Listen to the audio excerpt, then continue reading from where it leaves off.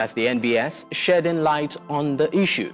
According to a recent survey conducted by the NBS in collaboration with the United Nations Office on Drugs and Crime, Nigerian judges are amongst the biggest recipients of bribes in the country.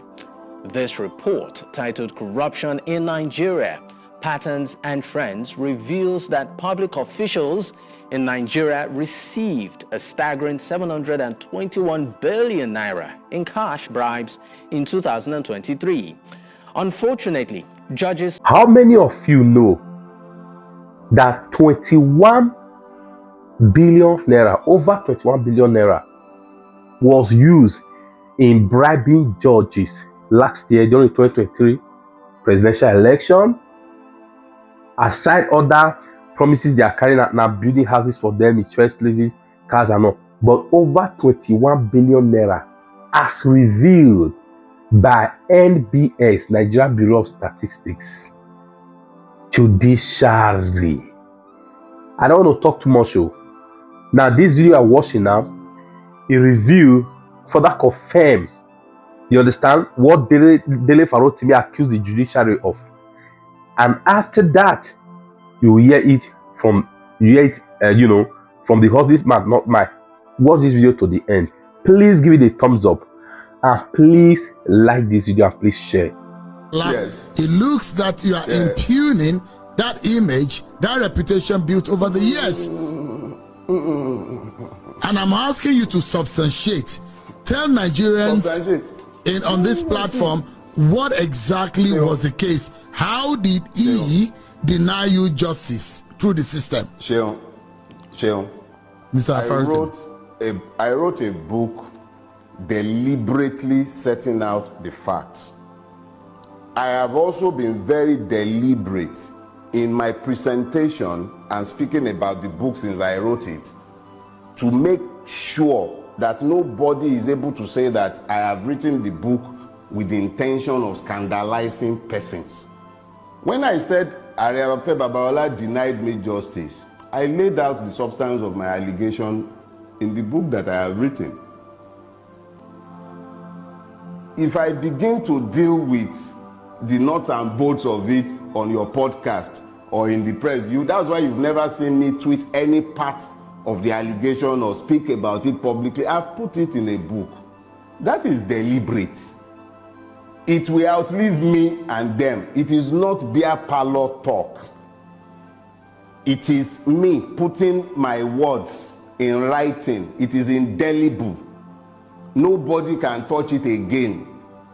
Before that book was written, my major prayer was that Ariafe Babalola should live to read that book, or at least have somebody read it to him, or at least have somebody tell him about it so that he's able to rebut, and nobody is going to turn around later on and claim that, why didn't you say this when he was alive? In actual fact, that was why I sued him in his lifetime, so that there would be a record that I challenged him with the facts when he was alive. And thanks to God, the God who has given all of us life, he has preserved him as he has preserved me. Ariafe Babalola is alive and well. He is well able to challenge the facts as I have laid them out. So when I say that he denied me justice, even you who has read the book, let me just say this. How do you explain that the person who was the chairperson at my wedding was the judge, the chairperson at my wedding, who has not talked to me and has kept a distance and been very malicious towards me since 2003. She has never had a word to say to me. That was the person, my very first employer as a lawyer. That was the judge that the case was assigned to. My case against Afe Babalola was assigned to that judge. You think that you couldn't have gotten justice? How could I possibly have gotten justice from a judge who hadn't spoken to me, who was chairperson at my wedding, who was the first person to ever employ me? Who will imagine that kind of person would be in your favor, not against you? Oh, I didn't need anyone to be in my favor. But as I said in the book, the moment the case was assigned to her, I called the former head of chamber and told him, see, they've assigned my case to this woman. If I write a letter demanding that the case be removed, it will be construed as me being malicious. I'll leave it, since she's not the substantive judge. She's meant to be the I can't remember what they call those things. When you file a case, first it goes to a judge before it goes to trial. She was just meant to just take the preliminary issues. But she killed the case before it even went. That's another story, and it's been told. See, justice must not only be done, it must be seen to have been done. She adjourned to rule on a preliminary objection. We wrote 2 letters to the court to find out when the ruling will be delivered, and copied her first chamber. Nobody ever responded. 9 months after her adjournment, she delivered the ruling without even informing us. We just happened to be in court for something else, and we realized that she had delivered her ruling without ever informing us. I have provided more. Look, my own is this. Before the book was written, I was pressured. I was under a lot of personal pressure that I must write this book and it must be in the public space, because none of us will live forever. Now I have written this book. Those who feel aggrieved by the book should do me the favor of suing me. I have not whispered in a beer parlor. I did not talk in some back room somewhere. I have written a book. It is in the public domain. If they are aggrieved, let them go to court. Maybe everybody, they tell us in Nigeria, go to court. Corruption in Nigeria's judiciary is a significant concern, with the National Bureau of Statistics, that's the NBS, shedding light on the issue. According to a recent survey conducted by the NBS in collaboration with the United Nations Office on Drugs and Crime, Nigerian judges are amongst the biggest recipients of bribes in the country. This report, titled Corruption in Nigeria, Patterns and Trends, reveals that public officials in Nigeria received a staggering 721 billion naira in cash bribes in 2023. Unfortunately, judges topped the list of the recipients, highlighting the pervasive nature of corruption in that sector. Well, joining me on the program at this time to discuss this is Debo Adeniro, is the Executive Director, Center for Anti-Corruption and Open Leadership. I also have Anwar Musa Raspanjani. Anwar Musa Raspanjani is the Executive Director for the Center for Civil Society Legislative Advocacy Center. Of course, both gentlemen joins me virtually. Thank you for your time, sir. Good evening, Dapo. All right. Thank you very much. Okay, it's great to have you on the program. Let me start off with you, Mr. Debo. What do you make of this report by the NBS? It is not surprising, because for so long we have seen a kind of perversion and denial of people of the deserved judgment. I mean, justice in various courts, and the accusation is not today. It has always been there. It was only when the former Chief Justice of Federation, the first female, Aloma Mukhtar, came to office that she started the process of sanitizing the judiciary, but she was not allowed to complete that assignment before she left. Several judges have been indicted in the past, and several judges are supposed to be on trial even by now. And you also know that majority of the Attorney General of Nigerian Federation have been accused of colluding with some of the public officials that have been accused of corruption, of one corruption or the other, in perversion of justice. All of these have summed up to lead to the public perception that they don't even want to go to court, that they don't need to go to court, because the court had turned out to be a marketplace for justice. I mean, the judicial officers that are that operates Nigeria judiciary seems to be businessmen and women who will only pander to the dictates of the highest bidder. And this has been embarrassing. And in fact, several businesses have folded up because they have lost, confidence in our judicial system. I'm talking about bribery as espoused by the NBS report. Several judges have been accused directly or indirectly of collecting bribes from litigants. And you also know that there was a time where men of DSS had to bust some judges' houses. A number of cash and other valuables were found in those houses. Okay. And somehow the cases, the cases just died natural death. You remember the case of Awukuleyin, who was the trial judge in the case of the former governor of Delta State, James Ibori.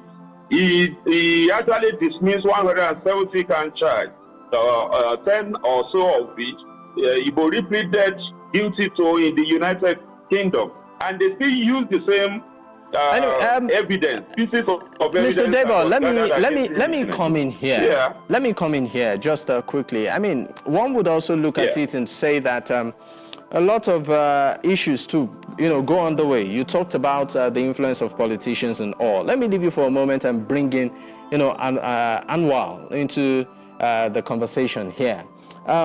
Looking at, I don't know if you can hear me, Anwar. Anwar Musa Rasfanjani, can you hear me, sir? Hear you. All right. Now, let's bring it to specifics. We know that recently this current administration... I can hear you very well. I can hear you. Okay, great. This current administration, particularly within the FCT, decided to do a couple of, I call it remuneration review for the judges. Now, we know that for the judiciary, there was a general review in terms of their pay and all of that. And then some of them were even given, choice houses and landed properties in the FCT. And for many Nigerians, or some Nigerians, they would argue and say, you know what? You need to ensure that these judges are comfortable so that they will be incorruptible. While some will argue differently and say, no, it's a way of subtly, bringing them towards the side of the government so that at the end of the day, they pander to the whims and caprice of, the government of the day. What do you make of moves like this? Thank you very much. We are facing a very serious deterioration of judicial integrity and independence in Nigeria. A situation whereby some politician will carefully select those who they will want to appoint to go to various courts. For example, you cannot just get appointed on the basis of merit to electoral tribunal and many other places where they consider there will be a kind of kickback. Unfortunately, many Nigerians are losing confidence, and once Nigerians lose confidence on the judiciary to be able to do justice to them, then you are encouraging not only anarchy but completely disapproval of our judicial system in the country, because politicians will tell you we'll meet in the court because they have already decided, they've already procured the judgment that will come in their favor. This is really bad and is not good for our country. Secondly, judges will sit down and give a perpetual injunction against EFCC, ICPC that a corrupt person must not be even invited, must not be arrested, even his close associate and his family must not be invited or investigated. This is the kind of judges that we have now, which have actually undermined and destroyed judiciary in Nigeria. Therefore, there's every responsibility from the authority that matters to rise up to ensure that they do cleansing, internal cleansing in the judiciary, because some of these judges are bringing bad example bad record, to the institution of judiciary and making judiciary to be for sale. Because if a politician will beat his chest and tell you that, let's meet in court because he or she has done, terrible thing there, then that's really bad. Secondly, if a corrupt judge will give a perpetual injunction against anti-corruption agencies, not even invite, not investigate anybody, I think such kind of person must not be, as a judge. Okay. He or she should be, shown the way out, because they are actually destroying the whole foundation of justice in the country. And I think, corrupting the judges by what Wike is doing now is really terrible, because judiciary has independent budget. It has a budget as a independent, body in the country.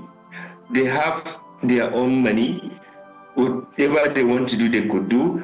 For the executive to now be selecting some judges and give them, choice areas and houses, as well as other, payables in terms of material thing, it is rather just, we are just actually corrupting those judges and making them to do whatever judgment they want to do. Now, as I speak to you, NGC is having a meeting, and one of the speakers is okay. For goodness sake, somebody who has a case in Rivers that is ongoing, somebody who has been accused of, bribing judges, why should you even invite him to be a guest speaker in such important forum? So I think judiciary must rise up to clean itself from this kind of allegation or accusation or lack of confidence that Nigerians are having against them. Okay. Secondly, access to justice in Nigeria has been extremely difficult and, if not impossible, for ordinary person. Okay. I mean, you've said quite a couple of things, but I would like to bring Debo in to speak on this, particularly within the context of the role of the judiciary in the case of Dele Farotimi versus, Afe Babalola that is ongoing, and the Yaya Bello case. I mean, these are two cases that the judiciary is playing a pivotal role in. I would like you to speak, with the role of the judiciary within this context. Well, thank you very much. The Center for Anti-Corruption and Open Leadership, CACOL, has put out a statement that the police needed don't need to arrest Dele Farotimi. He could be, usually defamation are supposed to be civil procedure, but they say it's criminal defamation. I don't know what lawyers mean by that. But then he had been arrested. Of course, he wasn't a fugitive. He was not declared wanted. There is no record and no evidence that he was invited by the police and he refused to heed that invitation or to honor that invitation. So they didn't have to arrest him. Then the Nigeria police, he just won in the whole of Nigeria. They didn't have to whisk him away to Ekiti State, even if the defamation was as criminal as they mentioned it. Then it wasn't a kind of capital offense. So there was no need for the police to have handcuffed him, in order to take him to prison vehicles and all of that. That is a dramatization of impunity. But then we have seen that. Then even if he committed that offense, why is it that the Lagos command of the Nigeria police couldn't take up the challenge? He didn't. I'm not sure that he committed that offense in Ekiti State. Just because the accuser lives in Ekiti State doesn't mean that the offense was committed in Ekiti State. And Dele Farotimi could have been questioned. Before we go on a break, so far in handling this issue, has the judiciary been fair? Well, we can't say, because we do not want to dictate to the judiciary, because we are talking about separation of powers and well, checks and balances. So it is in the opinion of the court that he should be given a 15 million naira bill, that he should be he should submit his passport and all of those conditions. Those conditions in the face of it are too difficult. They are too heavy for the kind of offense that he was. Talk about the case of Yaya Bello. It is still the same judiciary that is playing the same games. They have granted, judiciary had granted Yaya Bello a kind of injunction even before the EFCC charged him, and the EFCC had appealed the injunctions. It was to come up on 20th of May, or was it April? And by 17th, the EFCC has bombarded his house. Well, the judiciary didn't have to grant a kind of injunction, just like it has been mentioned, that granting frivolous injunction is a death knell for the judiciary itself. Remember that Peter Odili still have perpetual injunction, that he's still enjoying against investigation and arrest. So basically, that's what led to something. And when that he had been returned to prison, and his bail application was not granted. Okay, Mr. Deva Adeniro, I'm sorry to interrupt you. Feet on the ground. I'm sorry to interrupt you, but we need to go on a quick break. No problem. We need to go on a quick break. When we return, of course, we will definitely pick up. Do stay with us. Many thanks for staying with us. Of course, this is still Politics HQ on News Central Television, and we are discussing a recent or a not so distant report by the NBS as regards the performance of public institutions, particularly a rating of the judiciary. I have with me as guests two amazing gentlemen. They're still with me. Anwar Musa Rasfanjani is the Executive Director for Civil Society Legislative Advocacy Center, and also Dele Adeniro, the Executive Director for Center for Anti-Corruption and Open Leadership. Gentlemen, thank you for staying with me. Now, Anwar Musa, I would be coming to you right now with my question. The same question I asked Debo, and that is the role of the judiciary, particularly with the case of Dele Farotimi and Yaya Bello. Has the court or the judiciary been fair so far?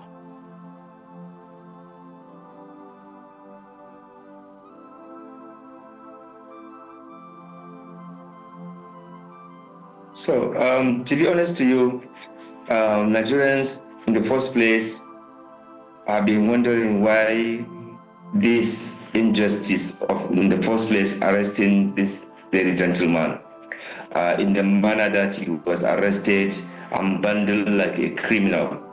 And this is what is ridiculing the country every now and then. The international community is watching our, criminal justice system. The international community is watching very well how some individuals are abusing their offices, because what has happened to this comrade is simply some people who believe that they have power, they have to misuse the power to violently and brutally violate the right of Nigerians. And I don't think it's good, for the image of the country. And even those who perpetrated this action, their reputation has already gone down. And therefore, there's no gain in perpetrating injustice and making someone to look as if he had committed any criminal offense. Even if somebody had committed an offense, there's a procedure, there's a process that you could actually seek for redress on whatever you think you have been wrong against. But to use the state machinery to perpetrate this, I think tomorrow people will answer this impunity. No matter how long it will take, there will be a time when people will have to answer this impunity. And the people that perpetrated this definitely will go in a very bad record as people who are aiding impunity and people who are aiding, brutal violation of the rights of Nigerians. So if the court, in its own, fairness, they think that in this country where somebody is not a looter, where will he get the kind of money for bail?